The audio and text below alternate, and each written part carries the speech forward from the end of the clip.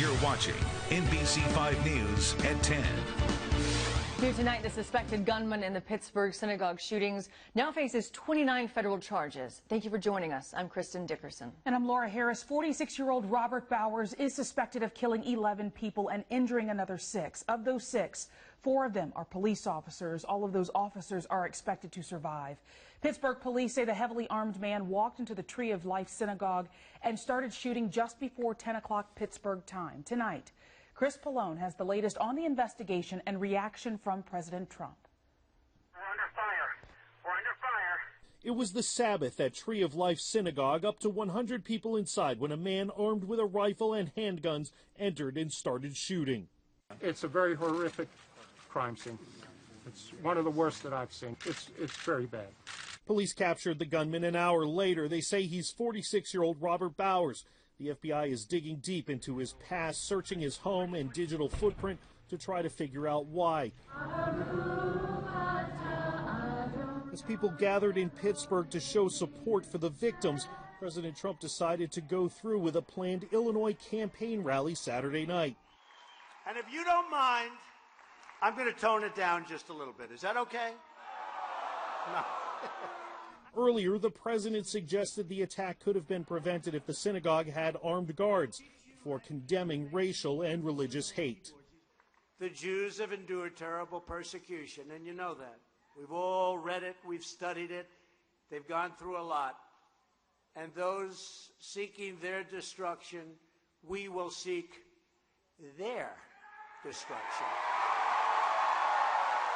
The president said he will visit Pittsburgh and a community now shattered by hate. This is our community, whether you're Jewish or not, and, you know, we're all here, and hopefully there's ways we can find to support each other through this. Chris Pollone, NBC News. The director of a Jewish community center in Houston grew up in Pittsburgh. Joel Denkin says that his father was the director of the Tree of Life synagogue for 25 years and still worships there. And I think it hit home really hard because this was his place of worship, as well as a place that he called home. We all called home for such a long time. He says his father was not at the synagogue in Pittsburgh today because he was sick. And in the wake of that shooting tonight, a local rabbi says what happened today should not be confused with anything other than what it is, a hate crime. He told our Allie Spilliards immediate action is the only way to stop it from happening again. She continues our team coverage from the newsroom tonight. Allie, what specifically is that rabbi calling for? Well, Laura, Rabbi Paley says it is time for a conversation, or rather the continuance of a conversation he says has been happening between faith leaders of different religions here in North Texas for some time. He'd like to see bold and creative solutions to violent rhetoric. He believes it's something Dallas leaders can do, hopefully becoming a leader for others around the country. We're delighted that we're here together this afternoon. Inside of Temple Shalom, it was a celebration as the congregation joined together for a young girl's bat mitzvah. A welcome relief, though not an escape from the tragedy that unfolded just hours before. My heart dropped, and it was just a moment of shock and sadness. So before our service begins, let's get to his own congregation, Rabbi Andrew Paley has spoken words of comfort and reassurance, though he, like those gathered in the streets of Pittsburgh tonight, still struggle with why. You know, it's shocking in the 21st century that we're having this conversation in this way at all, but it just reminds us how this sort of strain sort of bubbles beneath the surface, and given the right kind of environment could burst forth. Which is why Paley believes stopping tragedies like this one goes beyond policy. Indeed, we can see that when there is violent rhetoric, there is violent action. And on top of everything else that we need to be concerned about, the way we talk to each other and the way we communicate what we want and what we need and what we feel is in our hearts has to be done in a way that is loving and supportive and in a way that brings us together, not divides us. And he believes the more those conversations are had, the safer the future will be for this next generation of his synagogue and kids of all faiths. In the meantime, his congregation in North Dallas, like many others, has increased security. Laura. Thank you so much, Allie. And prosecutors are expected to release new and more detailed information about the charges against the suspected gunman. As soon as tomorrow morning, those could be coming. Look for any new developments online at NBCDFW.com and on NBC5 today, starting at 5:30 tomorrow morning. New at 10 o'clock, 2 people are under arrest for a dog attack last month in Arlington. It happened in the 2300 block of Cripple Creek Drive. A man was attacked by 2 dogs. A police officer shot the dogs in order to stop that attack. The victim has severe injuries and has undergone several surgeries. 37-year-old LaRondra Taylor and 39-year-old Michelle Taylor are both charged with not maintaining proper control of their animals. Today, family, friends, and community members said their final goodbyes to Peyton Summons.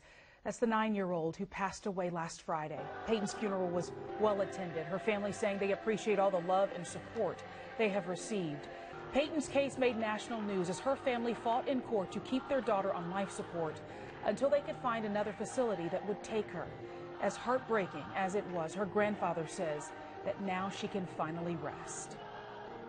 We're happy that she's not suffering no more and that she's in heaven now. We know she's with God, and we're glad we're getting all this past us now. We can go on with our lives because, you know, we're really going to miss her. The hospital's doctors saying soon after they arrived at Cook Children's Medical Center in Fort Worth, she was brain dead and that nothing else medically could be done. That fight was over with Peyton last Friday as her heart stopped on its own. It has also been a difficult day for the family of a 12-year-old girl killed when her school bus flipped over and caught fire in Mesquite. A memorial service and reception were held today for Jasmine Alfaro Villarreal. She was killed October 3rd. The investigation into the bus crash continues. If you recently stopped for gas at the Circle K in Lake Dallas, you'll want to check your credit cards for possible fraud. Police there are warning drivers after the discovery of skimming devices placed inside of gas pumps. 3 devices were discovered at the station in the 600 block of North Stemmons Freeway. It is unknown how long those devices were there, used to steal your credit card information, of course, or how long they were in place. A worker made that discovery yesterday. Now to Decision 2018 and the push to get voters to the polls. A huge rally in Dallas included national support for Texas Democratic candidates. Congressman and civil rights leader John Lewis joined the Get Out to the Vote rally in Fretz Park today. Lewis spoke to the crowd before they were led to an early voting location next door.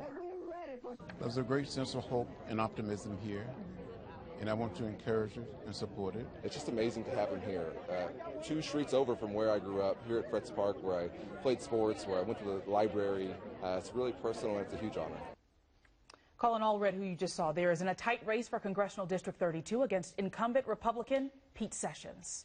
And just 5 days into early voting, and already Dallas and Tarrant County have surpassed the total number of early voting from 2014. As of Friday, more than 243,000 people have cast their vote in Dallas County and more than 195,000 in Tarrant County. You have until Friday to cast your vote early, or you can wait until Election Day, which is Tuesday, November 6th, just 9 days from now. A deadly house fire in Richardson, but it's what a pizza delivery driver did after seeing those flames. That is the headline you'll want to hear. Plus, the first of its kind 7-Eleven opens in Fort Worth, why it will only be open at certain times of the year, and why that's perfectly fine with the people who will most likely shop there. A good moon rising over Fort Worth right now. Beautiful evening out there. Another fantastic day on tap on Sunday, but there is some rain in the week ahead. I'll talk about that next. Mark Sanchez had the infamous butt fumble in the NFL. Now TCU's Darius Anderson knows what that feels like ahead the turnover that did in the Horned Frogs. I'm Julie Fine. Sunday on Lone Star Politics, we sit down with congressional candidate and Dallas attorney Colin Allred. I'm also coming in with fresh ideas with a new approach. Sometimes you need that. He talks about his race against longtime incumbent Pete Sessions. With all of this seniority and with this powerful position, what has Congressman Sessions done to protect North Texans and Texas? Join us for Lone Star Politics Sunday morning at 8:30 right here on NBC5.